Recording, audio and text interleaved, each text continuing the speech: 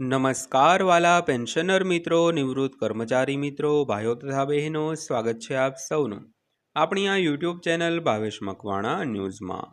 તો પેન્શનર મિત્રો, આજ બપોરના પેન્શન સમાચારમાં આપણે વાત કરવાના છીએ ગુજરાત રાજ્યના નિવૃત્તિ પામેલ પેન્શનરોના પેન્શનને લઈને આજ તારીખ 17/7/2026ના રોજ જાહેર થયો છે લેટેસ્ટ પરિપત્ર।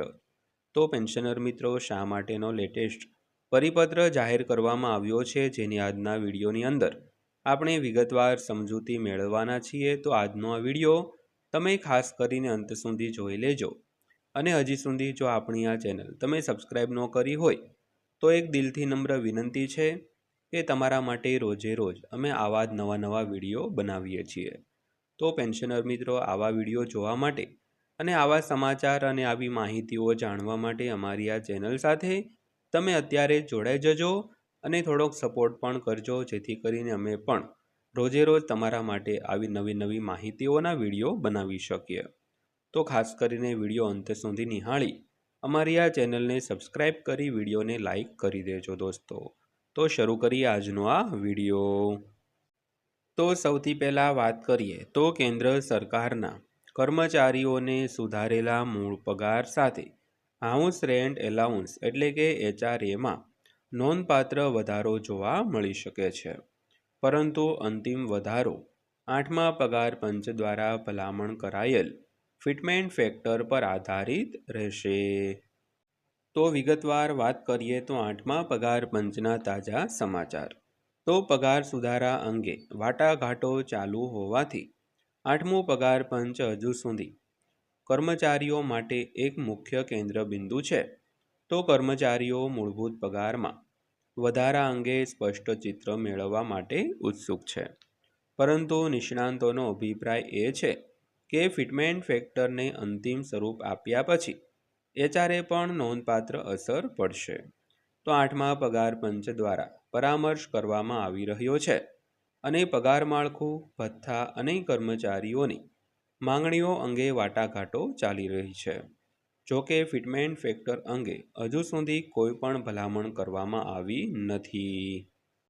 તો ત્યારબાદ વાત કરીએ તો 8મું પગાર પંચ HRA શા માટે પગાર વધારવામાં મુખ્ય ભૂમિકા ભજવી શકે છે। તો HRA મૂળભૂત પગાર સાથે સીધો જોડાયેલો છે, જેનો અર્થ એ થાય છે કે મૂળભૂત પગારમાં કોઈ પણ ફેરફારને ભથ્થાને આપમેળે અસર કરશે। તો ઉચ્ચ ફિટમેન્ટ પરિબળ ફક્ત મૂળભૂત પગાર પર જ નહીં, પરંતુ મૂળભૂત પગારના ટકાવારી તરીકે ગણતરી કરાયેલા પગાર ઘટકોમાં પણ વધારો કરી શકે છે।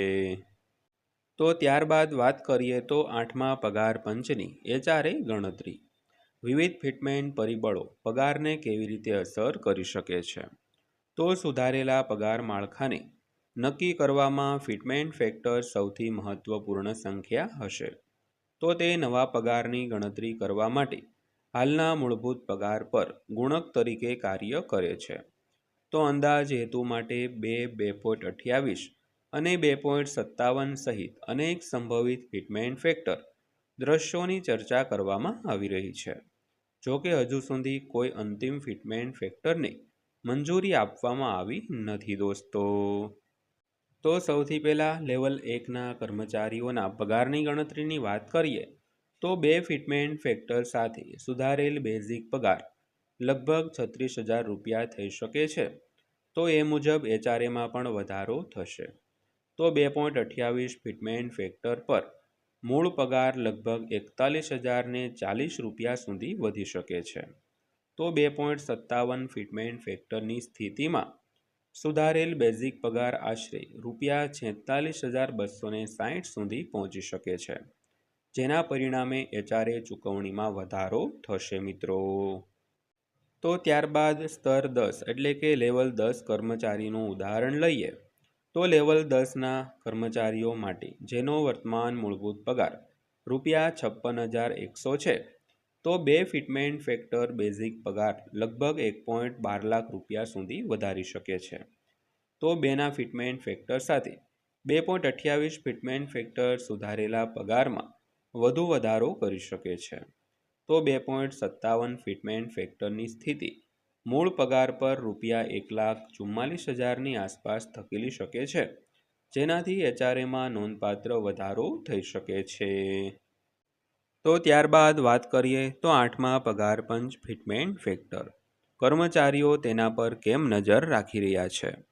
તો પગાર પંચ દ્વારા પગાર સુધારણા માટે ફિટમેન્ટ ફેક્ટરને આધાર માનવામાં આવે છે. તો વધારે સંખ્યાનો અર્થ મૂળભૂત પગારમાં વધારો થશે, જેનાથી ભથ્થા અને પેન્શન સંબંધિત લાભોમાં વધારો થશે. તો કર્મચારી સંગઠનોએ પગાર સુધારાના મુદ્દા પર અનેક માંગણીઓ કરી છે. તો NCJCMના સ્ટાફ પક્ષ દ્વારા લઘુત્તમ પગાર, ફિટમેન્ટ ફેક્ટર, એચઆરએમાં સુધારો અને અન્ય લાભોના સંદર્ભમાં માંગણીઓ રજૂ કરવામાં આવી છે. તો આ બધી માંગણીઓ છે, નિર્ણયો નથી દોસ્તો. તો રિપોર્ટ્સમાં અનેક ફિટમેન્ટ ફેક્ટર રેન્જનો ઉલ્લેખ કરવામાં આવ્યો છે, પરંતુ સરકારે તેના યોગ્ય અંગે કોઈ અંતિમ જાહેરાત છે તે કરી નથી.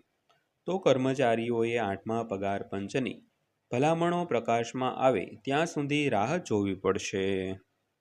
તો ત્યારબાદ વાત કરીએ તો 8મા પગાર પંચની નવીનતમ અપડેટ. કર્મચારીઓ શું જાણવું જોઈએ? તો હાલમાં કેન્દ્ર સરકાર દ્વારા ફિટમેન્ટ ફેક્ટર અથવા તો સુધારેલા એચઆરએ દરો અંગે કોઈ અંતિમ નિર્ણય જાહેર કરવામાં આવ્યો નથી. તો અપેક્ષિત પગાર વધારો કમિશનની અંતિમ ભલામણો અને સરકારની મંજૂરી પર આધારિત રહેશે. તો જ્યાં સુધી સત્તાવાર જાહેરાત ન થાય ત્યાં સુધી બધી પગાર ગણતરીઓ વિવિધ પરિસ્થિતિઓને આધારે અંદાજિત અંદાજો રહે છે દોસ્તો. તો દોસ્તો આ હતી આજની માહિતી પસંદ આવી હોય, વિડીયો સારો લાગ્યો હોય તો વિડીયોને એક લાઇક કરજો અને રોજે રોજ આવા જ વિડીયો જોવા માટે આપણી આ ચેનલ સબસ્ક્રાઈબ કરી લેજો. તો ફરીવાર પાછા મળીશું એક નવા વિડીયો સાથે, નવી માહિતી સાથે. ત્યાં સુધી સૌને જય હિન્દ, વંદે માતરમ.